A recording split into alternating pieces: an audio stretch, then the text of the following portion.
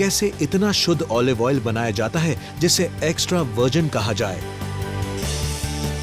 प्राचीन ग्रीक वासियों को ये इतना पसंद था कि वो इसे तरल सोना कहते थे। आज ऑलिव ऑयल की सालाना खपत है 30 लाख टन। सबसे शुद्ध ऑलिव ऑयल की एक बोतल सैकड़ों डॉलर में बिक सकती है, पर सबसे अच्छी क्वालिटी का एक्स्ट्रा वर्जिन ऑलिव ऑयल आखिर how do they do it? Tuscany Italy का एक सबसे खूबसूरत इलाका अपनी खूबसूरत इमारतों, छोटे पहाड़ी फार्मों और जैतून के अनगिनत बगीचों के लिए मशहूर। यहाँ मौजूद करीब 25 करोड़ पेड़ों से हर साल 5 लाख टन तेल तैयार होता है। इटली जैतून का तेल बनाने में सबसे आगे है और इनमें सबसे कीमती होता है शुद्ध एक्स्ट्रा वर्जिन ऑलिव ऑयल। इंसान 5000 सालों से ऑलिव ऑयल बना रहा है और सदियों से बेहतरीन तेल यहां बनता रहा है। पोजियो में सैन डोनाटो के बाहर पहाड़ी इलाके में है फैक्टोरिया डी मॉन्टिकियो।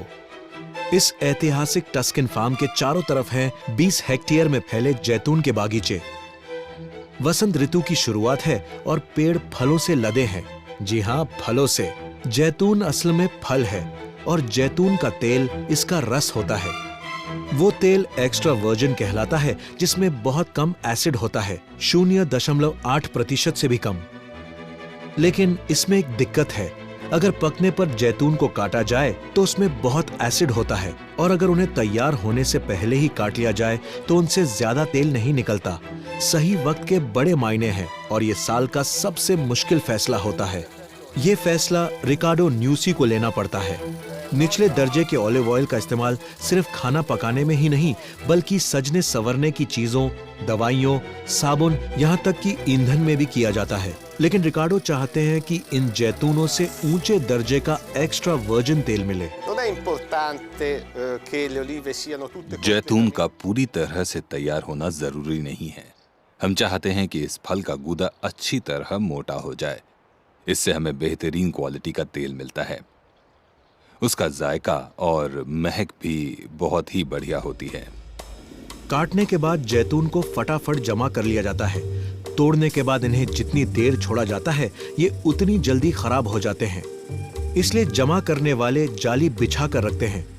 वो 1 सेकंड भी बर्बाद नहीं कर सकते। दिक्कत यह है कि हाथों से पौने घंटे की कड़ी मेहनत के बाद इतने जैतून जमा हो पाते हैं जिनसे 1 लीटर तेल बन सके। इसलिए ये लोग एक इलेक्ट्रिक रेक का इस्तेमाल करते हैं। कई ब्लेडों वाली ये मशीन कुछ ही मिनटों में एक पेड़ से सारे फल तोड़ देती है। पर अब रिकार्डो के सामने एक और बड़ी दिक्कत खड़ी है। जैतूनों को फटाफट ले जाना पड़ता है और तोड़ने के 8 घंटे के अंदर इनसे तेल निकाल लेना पड़ता है। तभी जैतून के तेल में ताजगी, महक और जायका मिल पाता है। जैतून तोड़ने के बाद ये लोग जालियां जमा कर लेते हैं। फिर जैतूनों को बक्से में जमा करके एक ट्रैक्टर पर लादकर कारखाने ले जाया जाता है। अगर वक्त बर्बाद किया तो फसल तबाह हो सकती है।